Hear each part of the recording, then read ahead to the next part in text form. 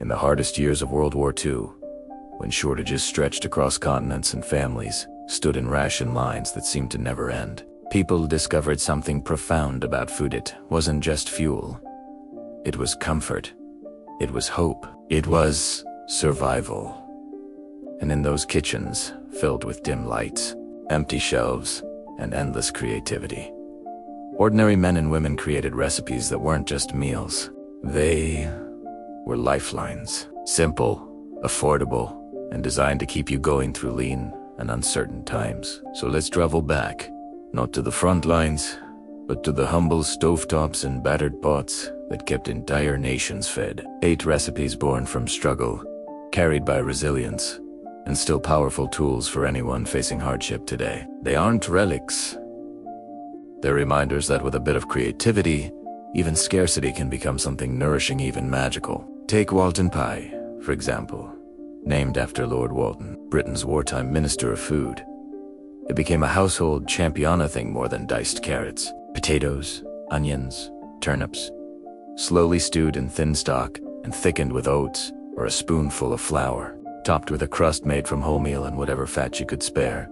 It wasn't fancy, but after a bitterly cold day and a long queue for rations, that warm, fragrant pie felt like a small miracle. Even today, with a few garden herbs or a potato topping instead of crust, it remains a humble but deeply satisfying dish that proves vegetables handled with care can become the heart of an unforgettable meal. Meat was nearly mythical during the war, so cooks learned to create the idea of meat without using it. Mock goose may be the most brilliant example. No poultry, no luxury cuts, just layers of potatoes, breadcrumbs, sage, and a thin ribbon of drippings, baked until golden and aromatic. Somehow, it delivered the illusion of a Sunday roast when no goose had come anywhere near the kitchen. It taught a powerful lesson.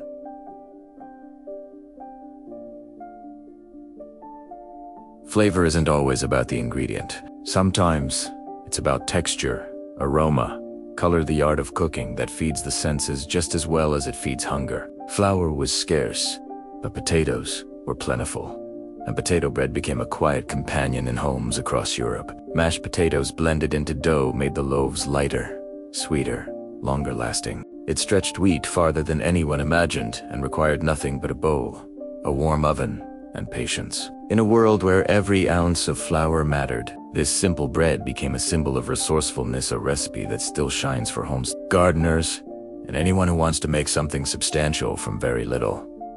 Even sweetness had to evolve. With sugar severely rationed, fruit preserves became a rare treat. That's when carrot marmalade stepped in, bright, cheerful, naturally sweet. Grated carrots simmered gently with citrus peel created a spread that could lift spirits in the dimmest times. On bread, stirred into oatmeal, or spooned into baked goods, it reminded families that even hardship could still hold moments of sweetness if you knew where to look. Wilton soup, named for the same man who inspired the famous people. The kind of recipe that changed shape depending on what a family had left. Cabbage, carrots, leeks, parsnips, whatever could be spared, went into the pot. A handful of oats thickened the broth and added nutrition. It was hearty, steaming, and filling enough to get through a day of work, worry, or cold. Families would make large pots, reheating them for days to save fuel. Today, it remains the perfect clean out the fridge or use what the garden gives you meal. When butter ran out,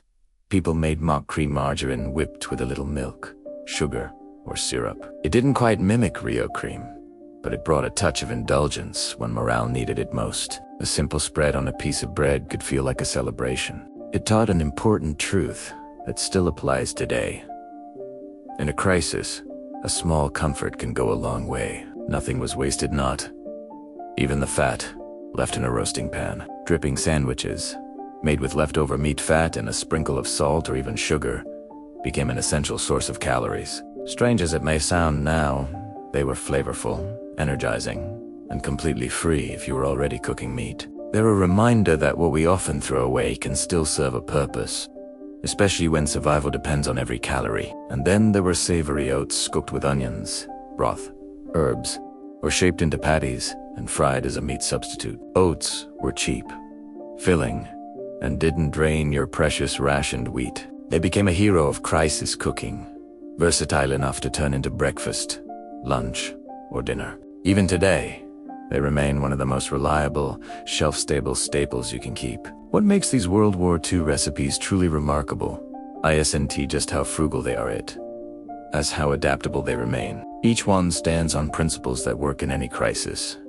Use what you have, waste nothing. Rely on technique and creativity to elevate the ingredients available to you. They remind us that simple food can sustain not just the body, but the spirit. When I first cooked these dishes myself, I expected blandness. Instead, I found meals that were nourishing, practical, and deeply comforting. There's something grounding, almost moving about, preparing the same foods that sustained people through one of the most difficult chapters of modern history. It feels like connecting directly with those who endured hardships far greater than our own. If you want to bring some of this wisdom into your own life, start small. Try a loaf of potato bread when flour runs low. Make Walton pie from a harvest of root vegetables. Keep a jar of carrot marmalade for days when sugar is scarce. These dishes aren't only for history lovers. They're for anyone who wants to be more resilient, more resourceful, and more connected to the lessons of the past. Because food is more than calories.